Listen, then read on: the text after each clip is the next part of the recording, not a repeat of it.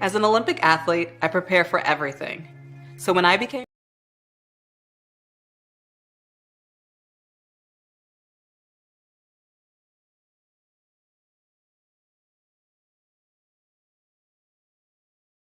As an Olympic athlete, I prepare for everything.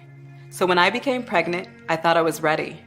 But at 32 weeks, I was diagnosed with severe preeclampsia and had an emergency C-section. Looking back, had I known the warning signs, I would have talked to my doctor sooner. Too many women die of pregnancy-related complications, and most are preventable. If you or someone you know is pregnant or recently had a baby, learn the warning signs.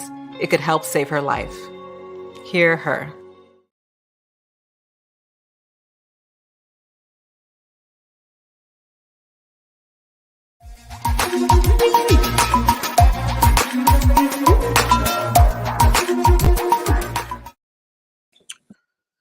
Welcome, Muskegon, Michigan.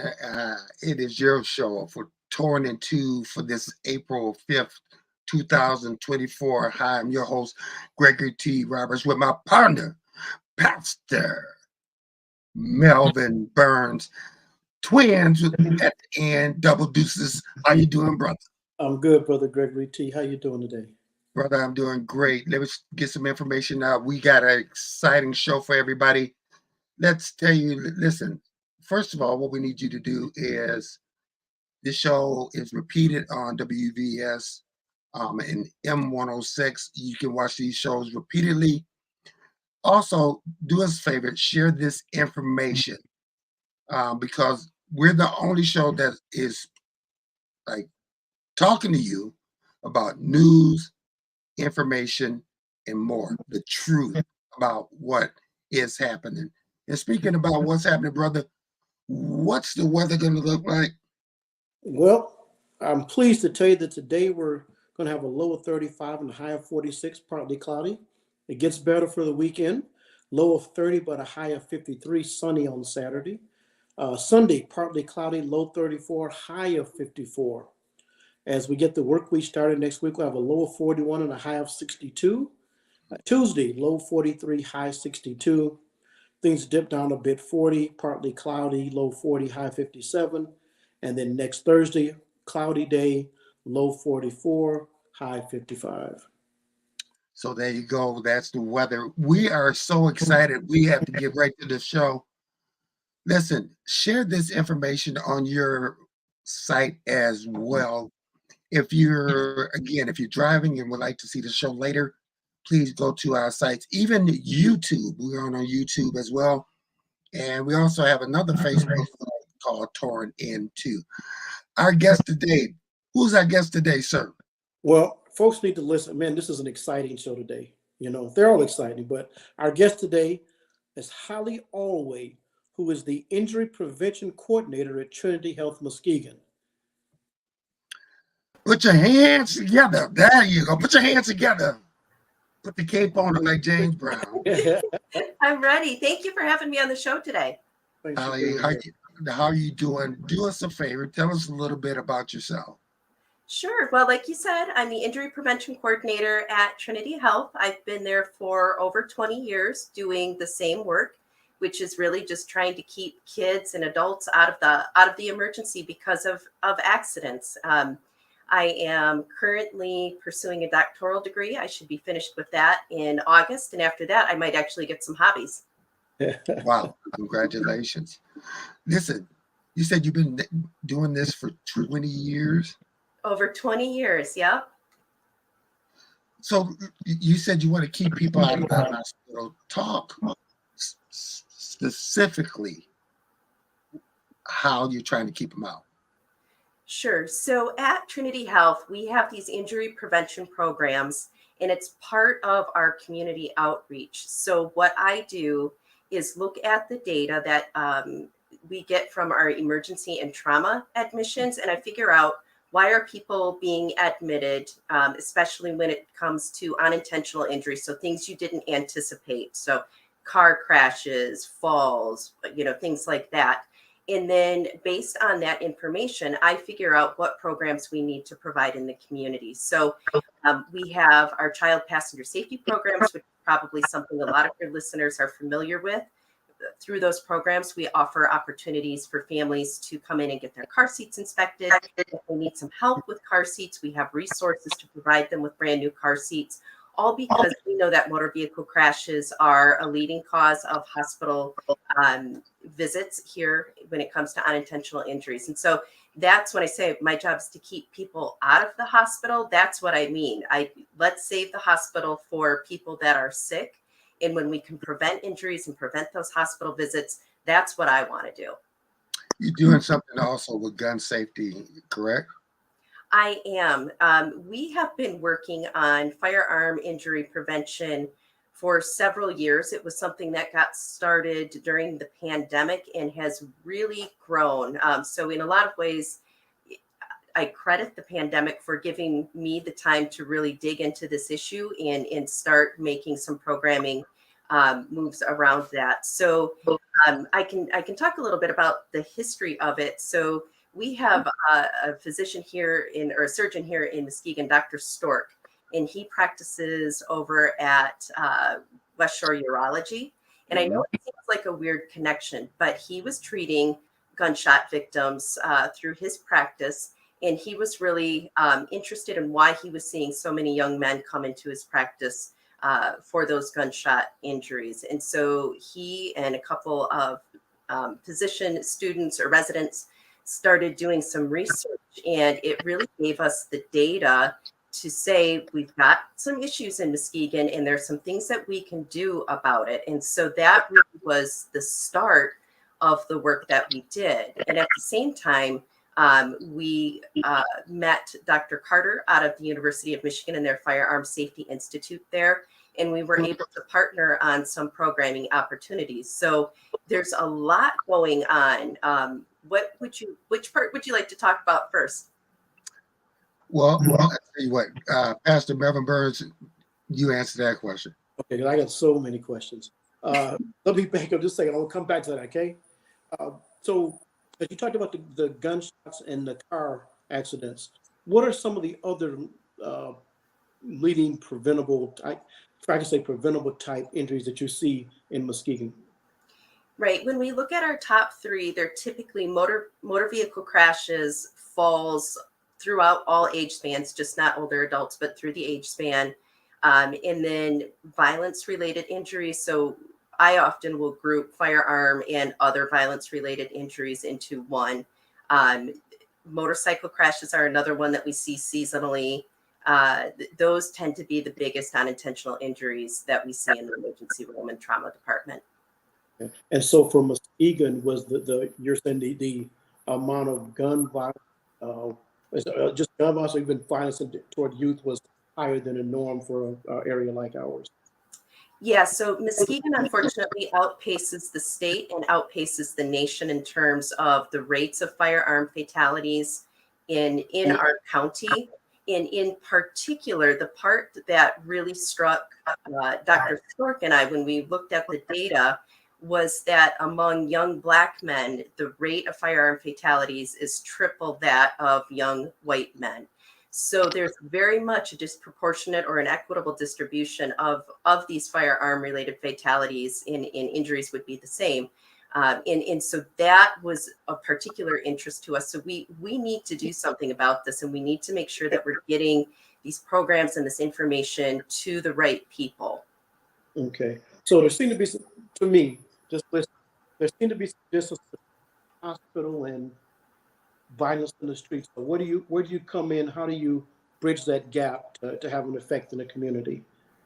So there's a couple things that we've done. One of the initiatives that we started early on was to partner with the American College of Surgeons. And so that for trauma is our certifying body. They come in and every 3 years assess us and make sure we're doing all the things we need to do as a level 2 trauma center. And we had the opportunity with the ACS to participate in a firearms violence data collection project. So we collect for our trauma patients basic information. This project gave us the opportunity to collect 30 to 40 additional data points. So we were really able to start looking at where do these firearms injuries occur? What neighborhoods, what zip codes, what streets? Are they between two people that know each other? Are they between strangers? Like, what's really going on? And that, I keep coming back to the data, but I think it's so important to say what we're doing is led by the data, because that's the unbiased information that's out there. We know that firearms injuries and fatalities are a problem. We know that it's affecting particularly the Black community, but let's really look at it. And so when we do start to do these things, then we can measure how effective our interventions have been too. So that's the backside of what's going on with it. And then the bridge out to the community are through a couple different programs. So we started with the Store It Safe initiative, and that is a partnership with medical professionals. So what we're asking is for providers that treat young children, typically through family or general pediatric practice, that at the 2 or 3 year old well child visit, they have an intentional conversation with parents around firearm storage. And we want them to be able to do that in a way. We're not passing judgment. This is a completely neutral, it's not political, it's a public health issue. That's, I think, of anything, the big shift that we're starting to see is that firearms injuries and violence and in general tends to be a very political issue, and it can be, but that's not where we're at with it. This is, to us, a public health issue. Right. And so we need to approach it as such. So we're asking those providers to have that conversation with families in the same way that they would do it about open water, right? Open water is another concern we have, particularly here in Muskegon, because we have all of this great Lake Michigan shoreline, and we have, great access to other lakes and rivers. And so we normally talk to those families about, make sure that if you've got a pool at home, it's gated. Make sure you're actively supervising your child when they're in or around water. And we want to do the same thing around firearms is, are you storing the firearms in your home securely? I don't want you asking if you have a gun in the house. I don't care about that. But what I want to know is, how are you storing it? Right. And if you're not storing it securely, how can I help you? Let's talk about why it's important. And if you need it, let me give you a couple gun locks. You take them home and you use them. Now we've solved that problem, right? We're putting in barriers to prevent access, because that, especially when there are young children in the home, it's accidental access, right? Young children don't have intent. They're curious compared to older children who are impulsive. So there's kind of two different motivations there. So that was the first piece of it. So we had Dr. King at Muskegon Pediatrics, and then the providers at Hackley Community Care have hopped onto that effort. So when kids are coming in for that 2 or 3 year old well child visit, that's just a routine part of that screening. Holly, now you've talked about a few things that we can do, but it takes a village to raise that child. What are some of the things that I know that's great what Trinity's doing, but what are some of the things that we should be doing? Like you talked about educating the children, but what are some of the things that we can do? Well, you're absolutely right. Number one is knowledge. Knowledge is power. So let's make sure we're having those conversations. First of all, if you're a parent and you're bringing your kids over to somebody else's house, and it doesn't matter whose house it is, if it's grandma or grandpa's or friends or neighbors, have that conversation. And it's awkward, right? To say, how are you storing guns in your home? Are they stored securely? But it's so important. There was just that incident in Newaygo earlier this week where a child was at the grandparents' house, got access to a gun, shot and killed another child in that house. Wow. That could have been prevented had that question been asked, had those guns been stored securely. And it's a tragedy, and I feel for that family. That is an incredibly tough thing to go through. And so that's my passion, is I understand that these things are preventable, and I have access to the resources through Trinity support to make sure that they don't happen. I can get you in car seats. I can get you gun locks. I can get you bike helmets. That's that's the bridge from the hospital to the community, is being able to provide that education and being able to provide those safety devices that could prevent these types of tragedies. So number one would be, have those conversations and educate around safe storage. In safe storage, I think it's important to start with a definition there, because we want to be clear about what that actually means. It doesn't mean up on a shelf in the closet. It means that the gun is locked up when it's not on your person. So cable lock, trigger lock, in a gun safe, whatever your preferred method of securing it is, but it needs to be locked, and the kids need to not have access to that. So if you're using a keyed cable lock, don't leave the key in the cable lock, put the key somewhere else. We also encourage you to store ammunition separate of the firearm, not to store them, loaded or ready to go. So having those conversations and making sure all of the guns in the home are secured is very important in what that actually means. How frustrating is it when people make this political? I spent a lot of years not talking about firearm violence because it was so political, and it was very hard to have any kind of rational conversation around it. And from my perspective as an injury prevention coordinator, it's never been political. It's always been about public health, and always about what can we do to make sure that all of these kids have the opportunity to grow up healthy and well and alive. And part of that is making sure that when we have guns in the home, they're stored securely. That's Burns. Holly, are we seeing, you talked the big ones nationally. Are we starting to see any kind of trends or new things that are starting to get on the radar screen that maybe weren't there before? I have been looking at the data. So the unfortunate part is the data is always slow. It takes some years. Once that calendar year is over, it takes some time for that data to come out. But the 5-year trends are still not encouraging. To be honest, we're still seeing a rise in firearm fatality rates. We're seeing a rise in the absolute number of firearm fatalities. So I'm hopeful that we're going to start to see that change as the data that covers those years when we started our intervention starts to come out. Okay. That's Burns. What about going back to vehicles? Are we still just not using seatbelts? Give us some of those statistics about how much safer people are with seatbelts. You think by now everybody gets that, but talk to us about seatbelts and car seats.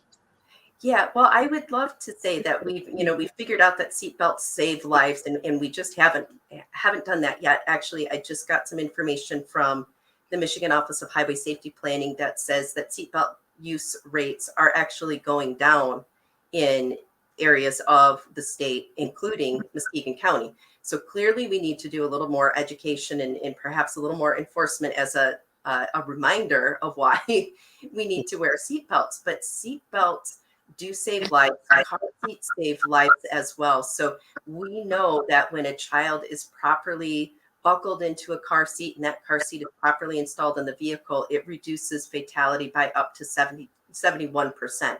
So it makes a huge difference. I can't tell you the number of kids that I've seen come through our emergency and trauma department over the past years that were in a car crash, and maybe the parents were injured to the point where they were admitted, but the kids were checked out and sent home because they were properly buckled up in that car seat, and the car seat did its job. It kept those kids safe. One thing, how frustrating being a former firefighter, and I've seen it so many times. And the data truly states with people with motorcycles, and we're not trying to dictate your life, but helmets do work. Absolutely. And we saw that data bear out in Michigan. So I'm old enough to remember that we used to have a helmet law in Michigan. And I remember when that helmet law was repealed. And we know, based on the data that we've collected since the repeal of that helmet law, that motorcycle fatalities have increased, and that increase is born among those motorcyclists that are not wearing helmets. Wow. That's Burns. Oh, you talked about, the data and trends. Where are there things, like sort of in a narrative form that you're kind of seeing, maybe you're waiting on the data to kind of present itself in some of these injuries? Particularly we're interested now that we're making this big push on firearm injury prevention here in Muskegon. We're interested to see, on a timeline where our efforts started and what we see occur in the data, so we can do some sort of like live time tracking with our hospital data. We do have data around that, but really kind of looking at it over time, because we're still relatively new in these efforts. They're 1.5 to 2 years old. It's going to take some time. I think about the Safer Teens intervention. We haven't even talked about that. So that is the partnership that we have with the University of Michigan, and that was also born during COVID. We happened to be in a webinar, and I have been around long enough to not have any shame about asking any questions or asking for opportunities. And we asked Dr. Carter, should any research opportunities come up where Muskegon would be a good fit, please keep us in mind, because we want to do something about it. We have to do something about it. And as it turned out, there was an opportunity to implement the Safer Teens program as part of a grant, as a part of a research project that he's working on. So we are 2 years into that, and we are, let me back up and say what Safer Teens is. So the idea behind Safer Teens is that if we start screening our adolescents around the issue of violence, and then intervening with those kids that are screening positive for exposure to violence, that we have an opportunity to talk with them and help them understand how their choices affect themselves and how they affect others, and really kind of give them that sense of there's immediate response, but those immediate responses can have some long-term consequences that you may not actually want. And so we started the Safer Teens intervention I believe that was about a year ago. We started, initial reports were about 20% success in screening adolescents in the ED. Now we're up to 50%. So it's taken us a little bit of time to get the process down, but we're getting there. Obviously the goal is to get to 100%. But the exciting part is we know, based on Dr. Carter's previous implementations of Safer Teens, that when we do this, we start to see reductions in violence-related behaviors, in drinking, in general criminal activity among adolescents. So it's very positive for us to say, we're at 50%, we're working towards 100, and we're expecting to see those declines in our community as we get better about implementing the Safer Teens program. How important are developing those partnerships to you guys are looking at the same goal, and how important it is to develop those partnerships?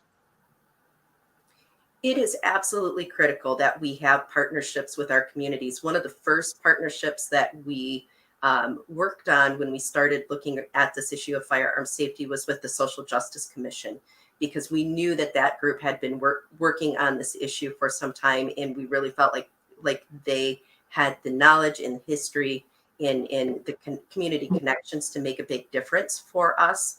And so that was a very positive connection for us. Obviously, our relationship with the outpatient healthcare providers is important, and our relationship with the community is important, right? Because we need their buy-in to say, yeah, you know what, safe firearm storage is important because we don't want kids getting hurt. So I focused a lot in our conversation today about young children, but there's also the issue of older children, and like I said, they're impulsive, right? And when we think about older children and access to firearms, we're not just thinking about violence towards others, but we're also thinking about suicide risk. And so making sure when you have those teenagers in the house that you're preventing access to those lethal means. And so I think when you're a parent, you're acutely aware of that, but maybe when you're, an aunt or a grandma to that child, to that teenager, you're maybe not thinking so much about it. So making sure, again, coming back to those conversations about asking, how are you storing firearms in your house? are so important because we just want to limit access because we know that limited access reduces those injury and fatality risks. Pastor Burns. I know we don't have a lot of time today, but would you just touch on a little bit as population ages, we're either moving with our parents or moving our parents in with us. Talk a little bit about the injury prevention area and older adults.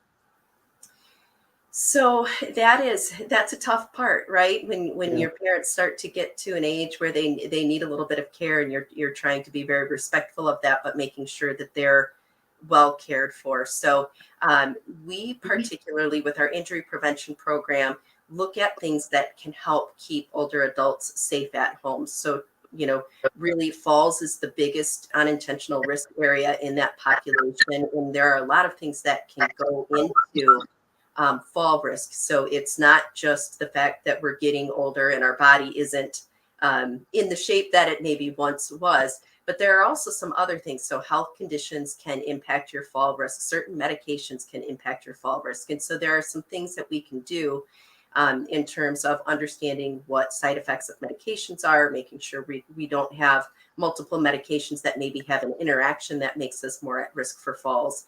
In staying on top of that, the other issue that we look at is driving. We know that older drivers are at increased risk of injury and crash. And so looking at why that might be. So we have a program called CarFit, and we work with occupational therapists and physical therapists to go through the car with that older driver and just make sure everything is set up correctly for them. So I recently got a new car, and there were so many features on that car that it took me, because I went from an old car to a car that had technology in it. And it took me a while to figure out how to use all of those features. And so the same thing for older adults, and perhaps more so. So making sure that they understand all of the safety features in their vehicle and that they're set up correctly for them. So, it could be as simple as if there are two drivers in that vehicle, just helping them understand, like, on newer cars, you can actually set two different seating position memories. And, right. So you don't have to be, perhaps the shorter woman driving from the older or from the taller adults drive seating position. So that's the CarFit program, but really just thinking about what are the adaptations that we can make in the vehicle and in the home to prevent falls and injuries.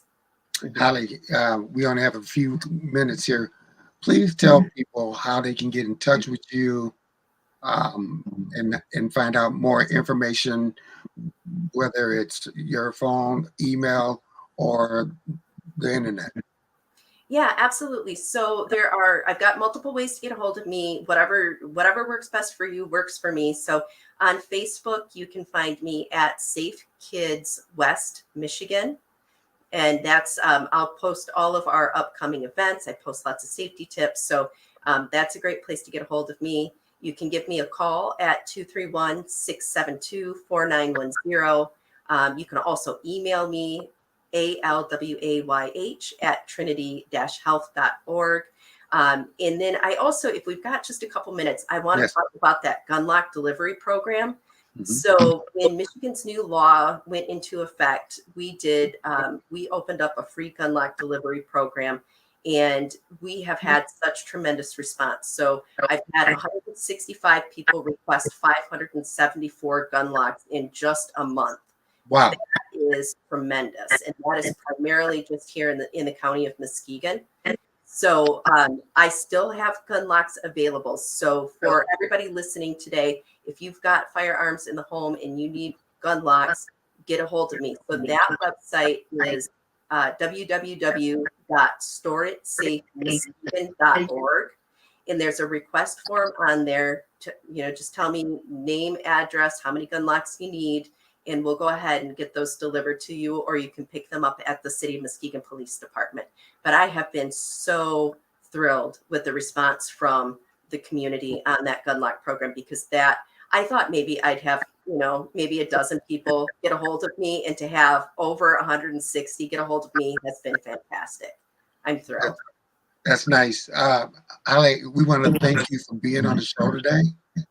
Please, we need you to come back, because there is so much we need to talk to you about. I would love it. Thank you for the opportunity to talk with you guys today. All right. Have a good weekend. Take care. You too. All right. All right, that's Holly. And man, can you believe that? How many guns? You hopefully, people, like she says, people remove the political side from it, and just if you have guns at home, do it safely. And the one thing that she mentioned is having that conversation with your child going over to somebody else's house. Yes. Don't be shy. This Yes. this is your child you're talking about. Yes. Yes. All right, it's 2:29. We're down at the bottom of the hour. We have a huge guest coming up. Listen, we're going to go to commercial break. You are watching and listening to Torn Into on 103.7 The Beat and M106. We'll see you in a At visittanzania4less.com, we revel in creating unforgettable safari experiences. This journey has been even more rewarding because of you, our valued patrons. Thank you for entrusting us with your adventures. For those still planning, get ready to immerse in the awe-inspiring landscapes of Tanzania at fantastic rates. Visit tanzania4less.com, where incredible experiences await. We can't wait to guide your journey of a lifetime. Welcome back to Torn Into on 103.7 The Big and M106 with Pastor Melvin Burns II and your host, Gregory T. Roberts. I want to go back a couple of years. I won't say how many, but I want to go back a couple of years. When I decided to run for the 92nd seat in Muskegon, there were a couple people that motivated me to take on that role. And one person was your father, Pastor, who was quite motivational. Mm-hmm. But the second person, I am so proud to introduce, because you saw the work that he did in Kent County as a commissioner, and I followed him closely, and he just worked really hard in what he believed. I am so happy to have this man, Dr. Paul Mayhue. Put your hands together for him as we welcome him to the stage. How you doing, sir? Hey, how you doing? Good. Dr. Paul Mayhue, tell us a little bit about yourself. We got so much to talk about. Oh my goodness, you guys, y'all get to my heart when I talked to the owner and I said, man, I'm gonna try to give you something for. He said, man, don't you even say nothing about that. He said, for what you have done for this community, it just about made me cry. Because I didn't think people were paying attention a lot. I know some people were, but it's so powerful.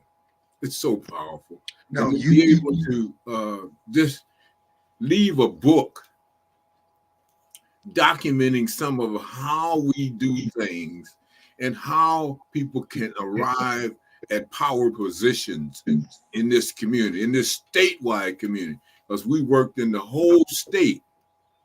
I remember coming to Muskegon trying to help us establish a Black caucus. We worked in the whole state, and this brother Roberts, his dad was an influence on me. I think Roy was your dad, right? Is that? He's my uncle. Your uncle, Roy was. So his uncle, your uncle, influenced me a lot. Not only were people watching, you inspired people. And the thing is not only did you stay in Kent County, like you said, you came over to Muskegon, and I was in some of those meetings where it was get out the vote, or it was Black caucus, or whatever. You just didn't stay in your community. You were all over trying to advance, whether it was voting or information, and you inspired a lot of us. Wow, that's powerful, because I remember riding with Muskegon and Detroit and the Pontiac. In Pontiac is where we put together the Rainbow Coalition, get out to vote for Jesse. We put that together in Pontiac. and with brother attorney Walters, yeah, attorney Walters, and we organized statewide precinct delegates all over the state. Got them we ended up into San Francisco. Yeah, we ended up in San Francisco, and it was a statewide organization. We just organized precinct delegates all over the state. Wow. Pastor Burns. Yeah. Dr. Mayhue, I know we haven't had the pleasure of meeting, which doesn't mean I also don't know your work. Talk to us. You sit down and write a book. What is it you want people to get? There's I'm sure the historical council. What is it you want people to get from your book? What I want them to get from the book, that we cannot be so hung up on what happens that it prevents us from moving forward. Okay. Because sometimes you run into people that are out there that trick you and they try to trip you up. Then you discover it, and then you get hung up, and then you get lost in the minutia of being, man, I don't want to deal with it. I don't want to deal with that because this person's there, this person's there. But the cause has got to go on. The cause of Christ and the cause of us working together. When Jesse put together, when the Jackson campaign put together the Operational Unity campaign, and that didn't come just from Jesse. It came from one of the activists before Jesse that Operational Unity came. But when that campaign came, it was a breath of fresh air because it meant that I didn't have to sit around in the room waiting on you or wait on anybody to give me instructions about how to move. Come on. Because Operational Unity meant that we got some instructions in our head that tells us that when this time comes, this is what we have to do. Another brother in struggle. Doctor, I want you to talk a little bit about back in the day, we had a tribe. We had people helping, like yourself, coming over, and we worked together like a village. But we've lost that. Talk how important that is for us having that structure of unity. Oh, that is the whole the operational unity would mean that Reverend Pinckney down in, let's see, where's Reverend Pinckney at? But Reverend Pinckney, I'll call his name. We work with Reverend Pinckney out of I don't know what, he's part of the Michigan group too. And Reverend Pinckney, we all got together and helped him deal with some NAACP issues, in the state. Now, he doesn't live in Grand Rapids. And then he called me and said, well, it was a young person that got killed in Grand Rapids. Reverend Pinckney called me and says, Farrakhan's going to come to the community and deal with this issue that when the person got drowned here in Grand Rapids, one of the ministers, he said, Paul, Farrakhan's coming. He wants you to be there. So I was sitting there in the audience when Farrakhan come into the court downtown. He just stuck his hand out, shook my hand, and acknowledged. That made me acknowledge the fact that he talked to Pinckney. Mm-hmm. So it's really important that we understand what's going on in the community, and when the tentacles come up, and it's that time to do it, then we know that we got to go and do what we got to do. Mm. Now, if we trying to organize on a precinct level, we know every even year in this state, you run for precinct delegate. Every even year, you run for precinct delegate. So I'm talking with the people about, if you want to have power in the political structure, you got to have an amen corner. It's just, I'm a preacher. I was a pastor at one point, but the pastor can't preach without an amen corner. Come on now. he can't preach without somebody saying, Amen. You got to have some truth in what you're saying, because somebody got to say amen. Not only have some truth, but have some knowledge about what's being preached. Right. Right. Hey, Anthony Miller, we want to acknowledge you. Afternoon to you as well. Okay. Pastor Burns. Dr. Mayhue, talk a little bit about, we have the people that some of the causes you talk about, and then it's someone like yourself who kind of go from working those causes to even holding an elected position. Talk a little bit about, the going from that sort of organizer level to, maybe some people see you on the other side because you're now holding a elected office. Talk about that a little bit. By not holding an elected office? So by eventually becoming like you were a county commissioner after getting the years. Talk about how those two juxtapose each other. Yeah, well, being right now in terms of not being an elected official, I missed the bully pulpit that I helped use to get things done. Mm-hmm. Because you got to be able to have the bully pulpit to turn things, so that you can influence the mindset. And that's what we're trying to do, is influence the mindset. We want the people. I mean, you talk to gang members. Well, I mean, the biggest gang members, you got precinct delegates that it ain't gangs, but you got precinct delegates that think alike and work together, and they get influenced. Gang members, they do the same thing, but they don't just don't know that they can become precinct delegates and have political power and move their community and help their community as opposed to tear it down. Talk a little bit, man. Wow, so deep. Talk a little bit further about the older generation getting back to our younger generation to get them involved in this situation. Yeah. We have to be able to believe that some of the people in our young generation want to do it.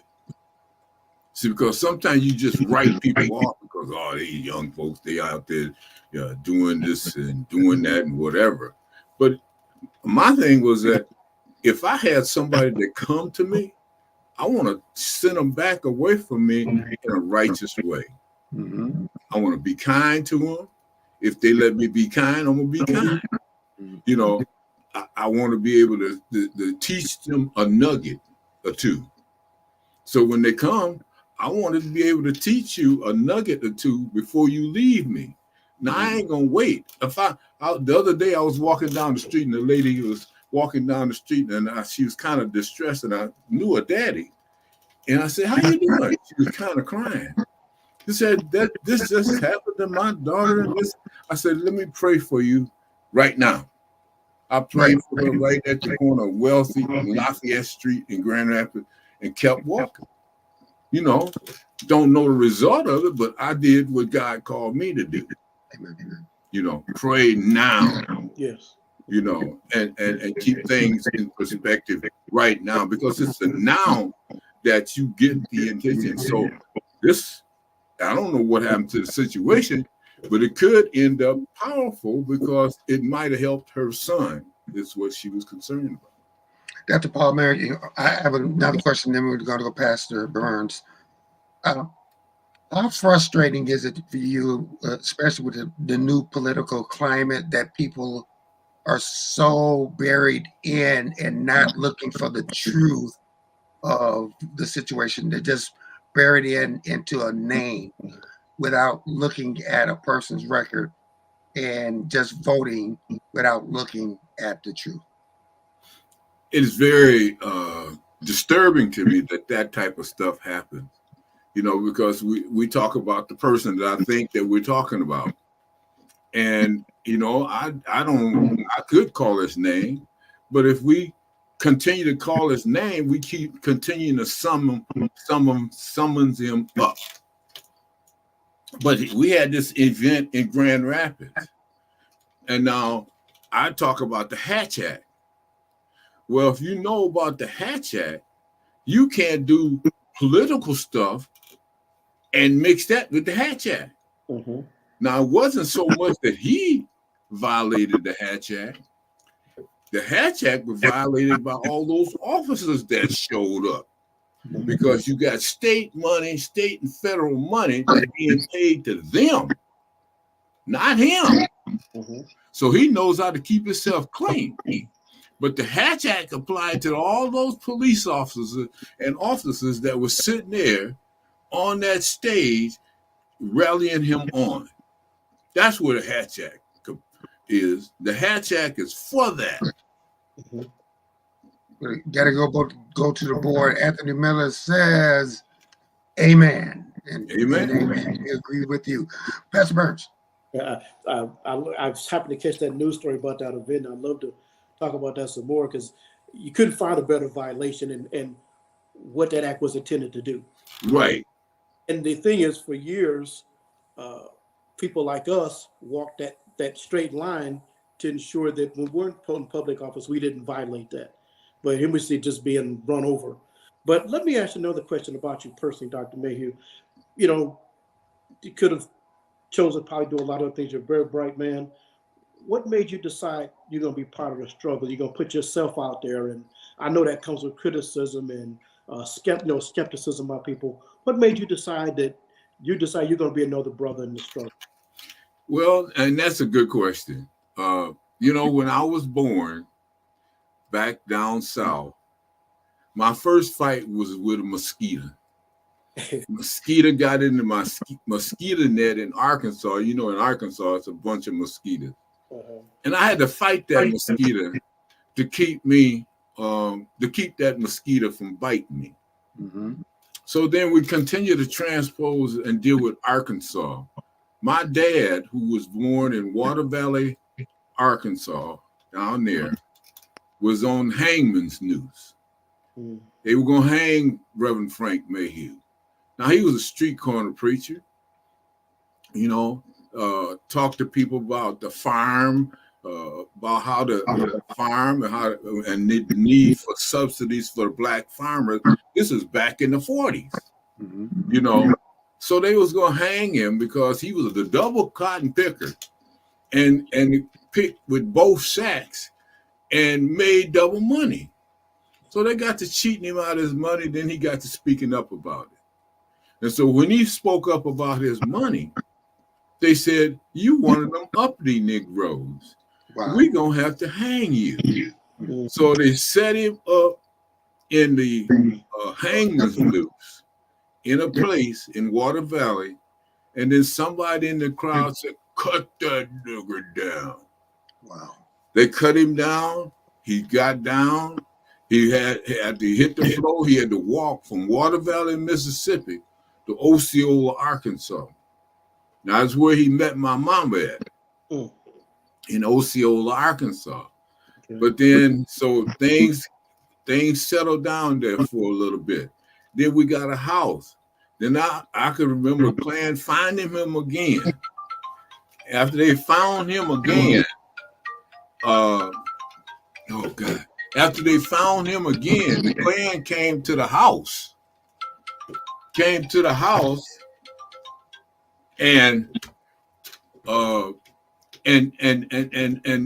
just was they burnt the cross in the front of our house. I was about 4 or 5 years, between 3 and 5 years old when I saw him burnt the cross.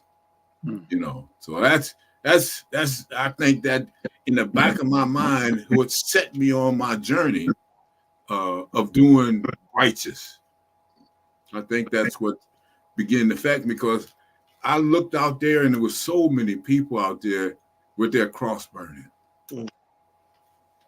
Now, you have put together a book, Another Brother in the Struggle. Talk to us a little bit about the book. Okay, the Another Brother in the Struggle chronicles what happened to us from down south to my coming into to Grand Rapids and my school age stuff. I can remember, the book, we talk about the school to prison pipeline. Well, I was a young man when I was in the grade school that liked to read upside down with my feet up. And so I'd sit back near the wall and put my feet up and read. they begin to think that I need to go to trade opportunity, TO. Mhm. So my mother came and said, well, if the boy is reading, then let him read. Mm-hmm. And then by the time I get to ninth grade, so this is how they track you. By the time I get to ninth grade, they give me the eighth and ninth grade, they give me the IQ test. So I get the IQ test, and then my IQ test comes up. He's a moron. So I'm supposed to be scheduled to go to prison, go to jail for the rest of my life because they want to put me in this category. But God saw different. Mhm. He saw different and said, not this. So he made me what I am today. God made me. And so that's why I began to, speak out. They said I did this all in high school, speaking out. I ran track, played football, played basketball. But then this particular path of being in the political arena, came as a result of all the ancient stuff that happened in my head, that happened with my daddy, and then seeing all the racism and classism and all that stuff coming up.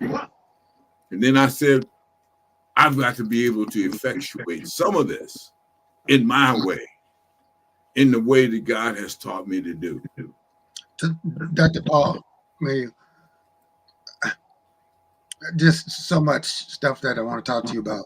But talk to the people right now that are gone weary and the system doesn't work, voting doesn't work. They're going to do what they want to do anyway. I'm just going to stay home. Talk to those individuals that just want to stay home and not get in the struggle. We have to be in the struggle. Because if you don't, you're part of the struggle, but you're the dead part of the struggle. You ain't gonna get out of the struggle, because when you go to the store and the prices are high, and you can't afford to buy your meat and your bread, you are part of the struggle. So you can't get out the struggle. But we can effectuate it by organizing and continuing to organize. Organizing our precinct delegates, organizing our block club. I started out with the Acorn group, and in one instant, Acorn. I chaired the Acorn People's Platform Committee and the Acorn Political Action Committee.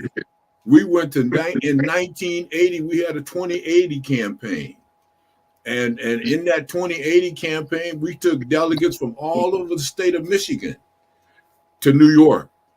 And in New York, Jesse was just on the rise at that point in time. So we supported Jesse in 1980 because we told the delegates in New York, and I was there in New York when we told them that if Jesse don't speak, we walking out.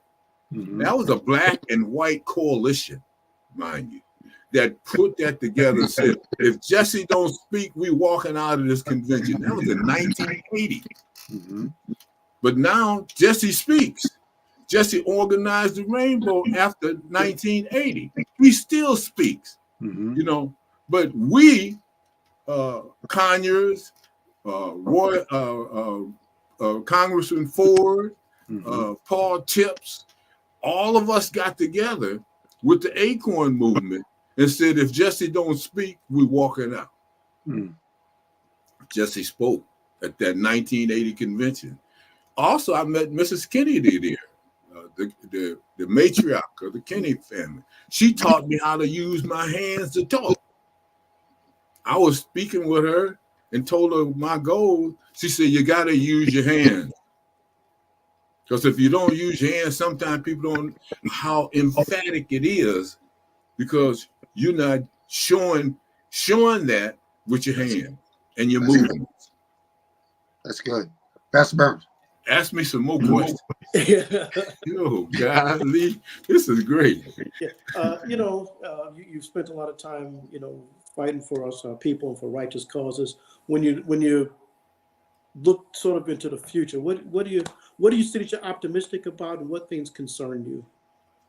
Well, what concerns me right now is the violations of the Constitution. You know, now the Constitution ain't perfect. We know it ain't perfect, but I don't want to change. Right.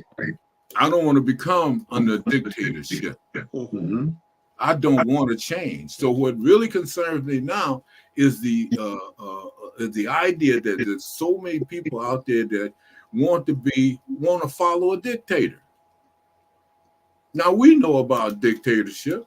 Mhm. You have in your family authoritarian grandfathers, authoritarian grandmothers, but sometimes we had to rebel against the authority so that we could get our stuff in. Mm-hmm. So now we're in a situation where we got dictators trying to take over the government. That is nothing that we should have, not in America. Not the America that I know. Right. America Let me go to board, Mr. Mayhue. Nice to meet you, and thank you for sharing your history with us today from Anthony Miller. Thank you. Thank you guys for calling me and putting me on.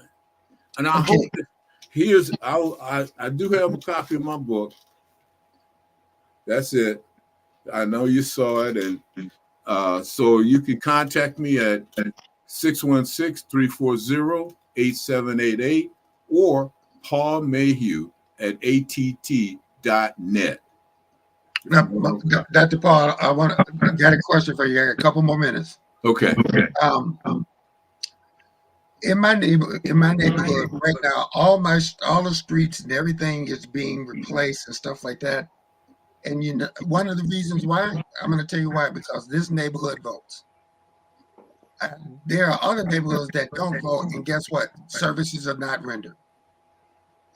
Tell people that how important it is to get out there and to change things. I mean, speak emphatically about it because it frustrates me when we do political coverage and it's the same old numbers where people do not vote, they stay home, and nothing is happening in their neighborhood. You're right, because you gotta go vote, especially the city commissioners.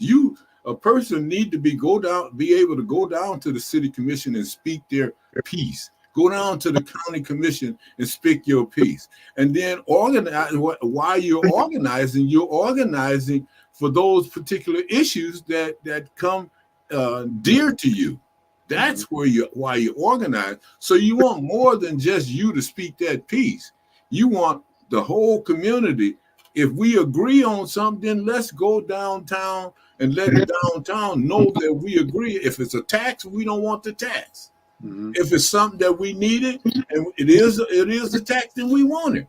But we have to be able to say collectively what we're doing and how we want it done. That's right. And then get on the committees that deal with it. So you can't just stop there. You got to be able to get on those committees that deal with the issues and then make your voice heard. That's right. Dr. Mayhue, what would you say to this younger generation? What is it you want them to hear you say most and stick with them if they catch this program today?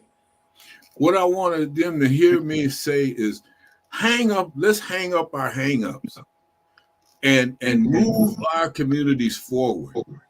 I can't afford to not like you. I can't afford to dislike you. I got to be able to hang up my hang-ups and then move forward. I don't want you blocking me, so hang that hang-up up, because I ain't going to block you, especially if I see you doing something righteous. I ain't not going to block you. So we got to hang up our hang-up and then move us forward. It'll pay off. Dr. Paul, I had some experience in it. The book again, let's get that book up again, is another brother in the struggle. It can be purchased on Amazon. There's the information right there. Doctor, let me just say, can we, I know you're a busy man, but there's so much that we need to talk about, especially this year. Can we get you back on the show? Because there's a lot of issues that need to be talked about. Sure you can. I'd love to be. I am so appreciative to be on this show, and sure you can. And so I have a book signing tomorrow. Oh shoot, you know how these old thoughts is, but I got a book signing tomorrow, and Okay. I could send that out to you and let you know exactly where it's at. All right. Send that information out to us. Dr. Paul Mayhue, we got to end the show, but thank you so much, and God bless you, sir. And thank both of you guys. I appreciate it. And thank DeVos. Yeah. I appreciate it. I appreciate it. Welcome. That was Dr. Paul. Man, I'm emotional. I'm torn up over here. Man, there's so much more I love to talk about. Just chop it up about some things going on today, and he brought us some really good points that we need to be talking about. Wow. Yeah, and we got to get him on because there is so much stuff that the stuff that he brought up about the Constitution. But listen, it's 3:00 and we have got to end the show. But listen, there's so much. Go out there. You've heard Dr. Paul talk to you. You heard Holly talk about how important it is that you go out there. In other words, sow a seed, give people information that may change your life. You never know who you might be touching. I'm Gregory Roberts. That is Pastor Melvin Burns II. We'll see you next week. Take care. This is Trinity Health. God bless. See you next week. All right.